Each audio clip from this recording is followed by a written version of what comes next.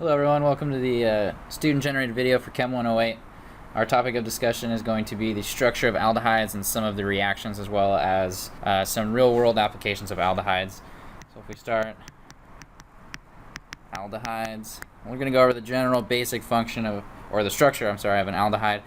So we have our hydrocarbon group, just single bond to a carbon, double bonded to an oxygen, and our hydrogen. So you'll notice that one of the key structure differences here with aldehydes is you're going to notice that the carbonyl group right here is towards the end of the hydrocarbon. A lot of you are probably asking, it differs from a ketone in that carbonyl group is actually in the middle of two. So if we were to take an actual example, you have a carbonyl group in the middle as opposed to the aldehyde here at the end. And we'll try to go over some examples of those. Let's see if I can get those. Let's see. So we're going to use an easy example of methanol, which is the aldehyde form. So methanol. So as you can see here, this is at the end.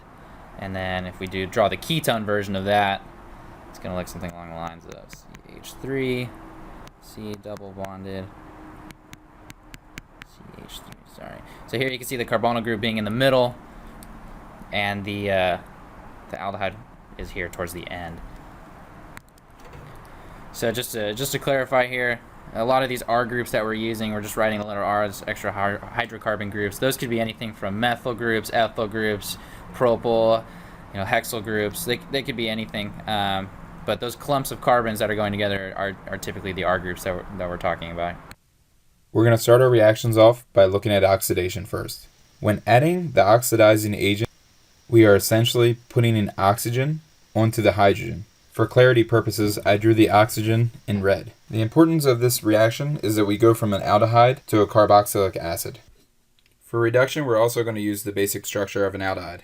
Now, instead of oxidizing and adding oxygen, we're going to use a reducing agent and add hydrogen. When we add the hydrogen to the molecule, we lose the double bond to the oxygen, and the oxygen gains a formal charge. This reaction of the aldehyde can be continued to be reduced, but as you can see so far, everything that has been changed, I made in red. We're going to continue to reduce our molecule.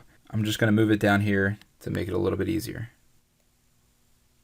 We're going to continue to add more reducing agent, and in this case, it's going to be H3O.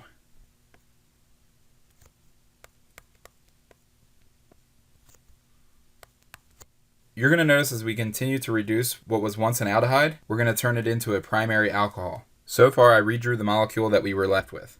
Now, as I add a hydrogen to the molecule that we have now, the oxygen will form a single bond with the hydrogen, making this a primary alcohol.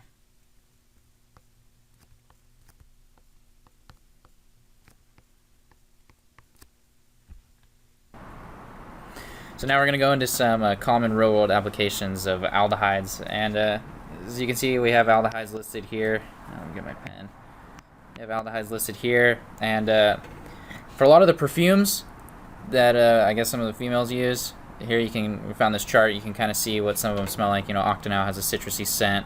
So a lot of aldehydes are used in perfumes. That is pretty common. I did find right here, Chanel No. 5 does seem to have quite a few, or a few at least, what looks like aldehydes. If we were to go through, you have the amyl cinnamol right here, as well as the citral.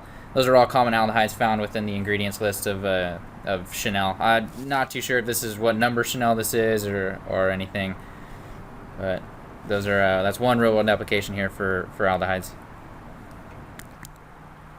So another use of an aldehyde. I found this recent study here on PubMed, basically outlining aldehydes and their in exhaled breath condensate. So basically, patients were asked to breathe out into a chamber, and they analyzed what was in that breath, or what they had breathed out. And what they found were that these aldehydes here were very high in patients that had COPD. And for you who don't know, COPD is chronic obstructive pulmonary disorder. It's characterized by two different diseases. It's emphysema, pardon my spelling, emphysema, and chronic bronchitis.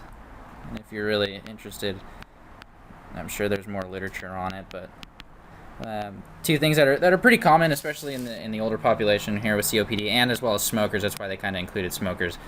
But they found that patients who had a high level of aldehydes that they had exhaled